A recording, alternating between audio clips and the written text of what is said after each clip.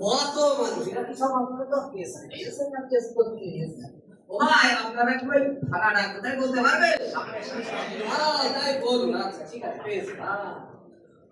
আসতে পারি দারোগা বাবু? এসেই তো বলেছেন, বলার কি চান? যাওয়ার তো অনেক কিছুই আছে দারোগা বাবু।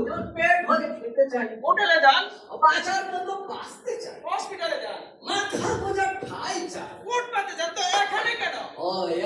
এখানে এসেছি একটা ডায়েরি লেখাতে। গত রাতে আমার বাসায় চুরি হয়েছে তো, তাই একটা ডায়েরি লেখাতে এসেছি। চুরির কেস। আচ্ছা, আপনার নাম? কত নাম বলবো? ওই মাটাকে মনা, নামটাকে শোনা, আর বলতে থাকে কোন নাম বলবো? আপনার নিজ নামটি বলুন। ও তাই বলুন। ওই হুমায়ুন ফকির। ফকিরি? এর পদ্ধতিতে আমি কখনো শুনিনি। আরে বাবা, এক সময় ভিক্ষা করতাম তো দারোগা বাবু। তো ভিক্ষা করতে করতে খুব বড় লোক মতো হয়ে গেছি আর কি। তো ভাবছি ভিক্ষাটা করবো, আবার পদবিটাও ছাড়বো না। তো ওই ফকিরটাকে আধুনিক করে ফকিরি করেছি। আচ্ছা আচ্ছা আচ্ছা, তো আপনার বাবার নাম? বলটা বলবো?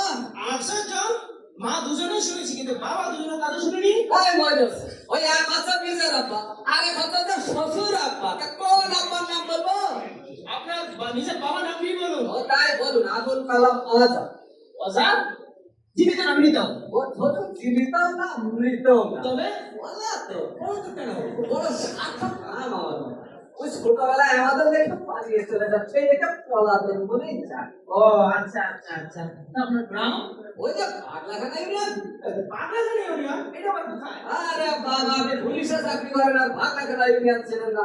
আর সারা পৃথিবীতে ইউনিয়ন তো মাত্র দুইটা, একটা হলো সাগর পাড়ের ইউরোপিয়ান ইউনিয়ন, আর একটা পাগলাখানা ইউনিয়ন। ও আচ্ছা আচ্ছা, আপনাদের এখানে বাস নাই? আরে বাবা, গ্রামে বাড়ি খুব চলে। এ ওকে বাস দিচ্ছে, এ ওকে বাস দিচ্ছে, আপনি কত বাস নেবেন?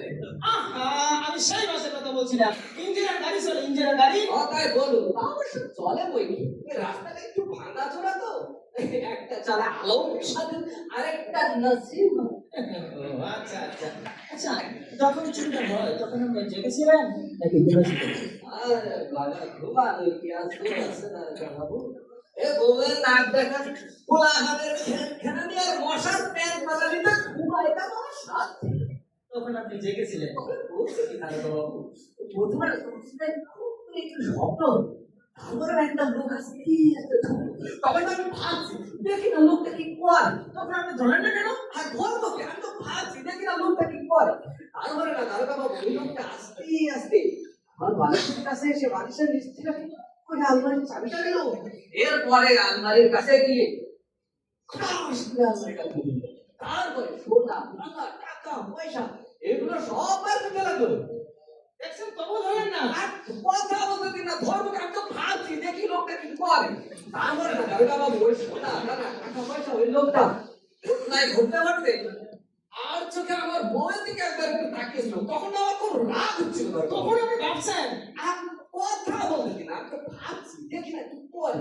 তারপরে না দারোগা বাবু, ওই লোকটা ওটলাটা বেঁধে কাঁধে নিয়ে দরজা খুলে রাস্তায় পড়ে দৌড়াতে শুরু করলো, আর ধরতে পারলাম না। ওহো, তখন আপনি ভাবছেন আমার বাড়ি চুরি হয়েছে, আমি অপরাধীকে আপনি ভাববেন? ভাবুন, বেশি করে ভাবুন, হুকার মারুন গুলাগার। সোল ধরার কি হবে দারোগা বাবু? কেন? বসে বসে বাসায় গিয়ে ভাবুন, কিছু করে। কথা তো ঠিক, ভালো বিষয়, ভাবতে হবে, ভাবার বিষয়, বড্ড ভাবার বিষয়, ভাবতে হবে। বিষয় নিজের ঘরে চুরি হচ্ছে, ভাবতেছি, ভাবতে ভাবতে কবরে যাবে, তবু বাবা শেষ হবো না, হুকার মারুন গুলাগার।